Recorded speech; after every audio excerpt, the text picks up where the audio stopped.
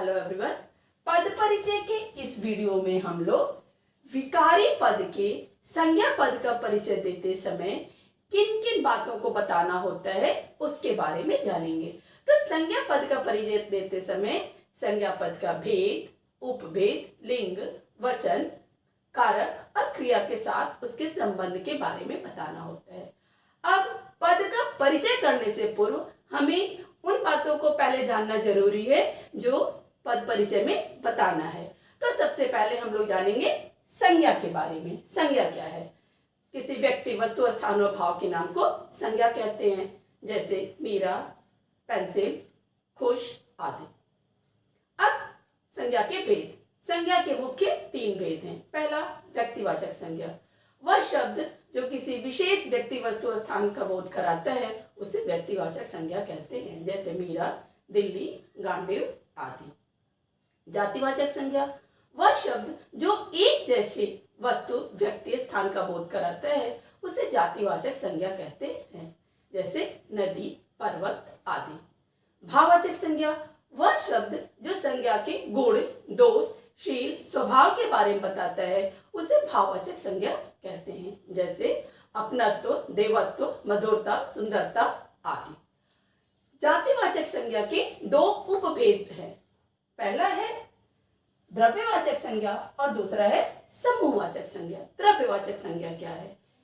वे शब्द जिनसे कोई चीजें बनाई जाती हैं, जो किसी पदार्थ का बोध कराते हैं, उन्हें द्रव्यवाचक संज्ञा कहते हैं, जैसे सोना, चांदी, पीतल, तांबा आदि। समूह या समुदायवाचक संज्ञा।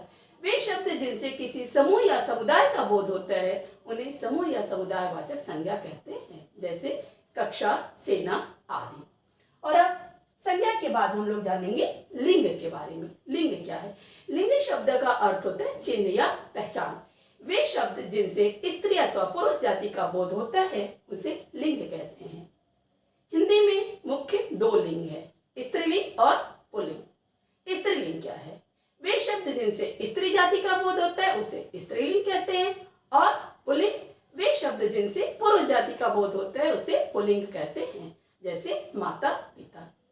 एक तीसरे तरह का भी लिंग होता है जिसे उभय लिंग कहते हैं, जिसमें स्त्री और पुरुष दोनों के लिए एक ही शब्द का प्रयोग होता है। उसमें लिंग परिवर्तन नहीं होता है। कुछ पद विशेष के नाम इसमें आते हैं, जैसे मुख्यमंत्री, प्रधानमंत्री, राष्ट्रपति, न्यायाधीश आदि। और अब लिंग के बाद हम लोग जानेंगे वचन के बारे में। वचन क्या है? वे शब्द जो किसी वस्तु, व्यक्ति के संख्या का बोध कराते हैं उन्हें वचन कहते हैं। हिंदी में वचन भी मुख्य 2 होते हैं, एक वचन और बहुवचन। वे शब्द जिनसे एक वस्तु, व्यक्ति के संख्या का बोध होता है उसे एक वचन कहते हैं, और वे शब्द जिनसे एक से अधिक वस्तु, व्यक्ति की संख्या का बोध होता है उसे बहुवचन कहते हैं, जैसे किताब, किताबें आदि। और अब वचन के बाद कारक। कारक क्या है? कारक शब्द का अर्थ है क्रिया को करने वाला।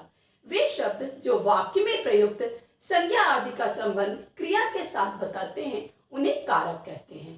कारक के 8 भेद होते हैं। कौन कौन से?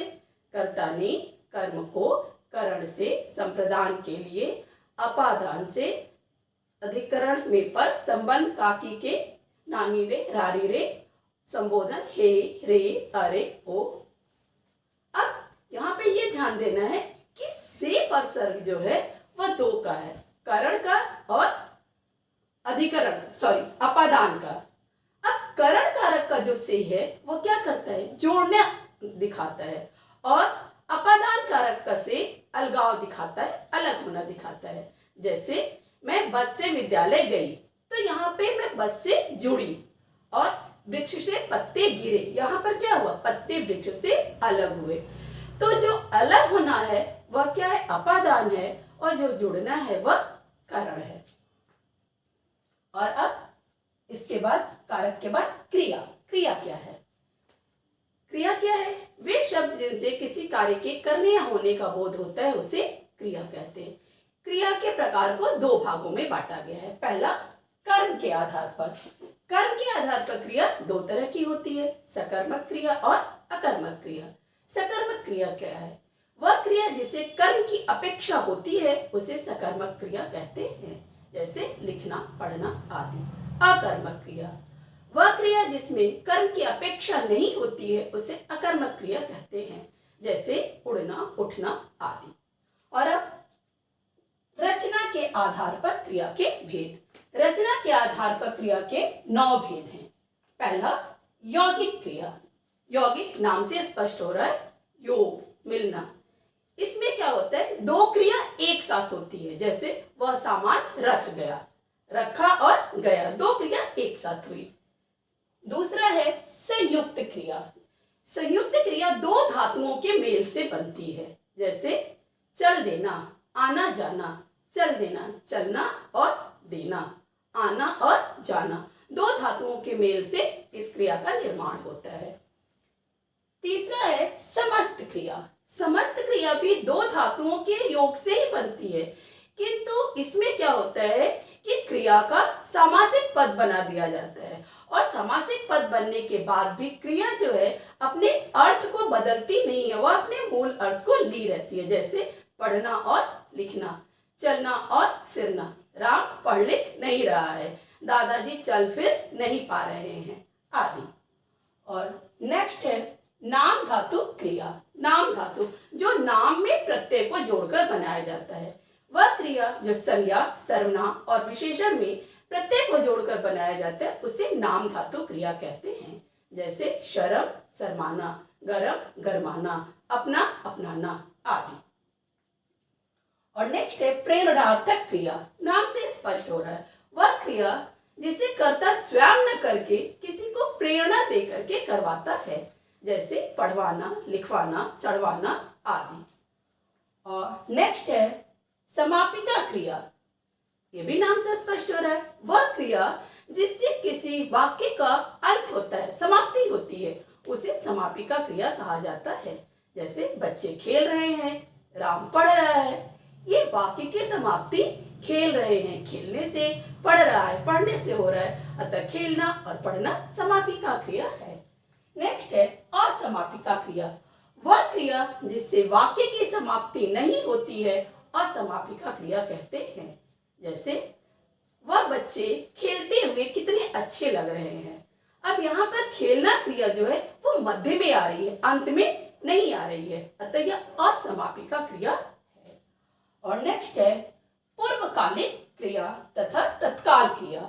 एक ही है, उसी को पूर्वकालिक और तत्काल दोनों कहा जाता है।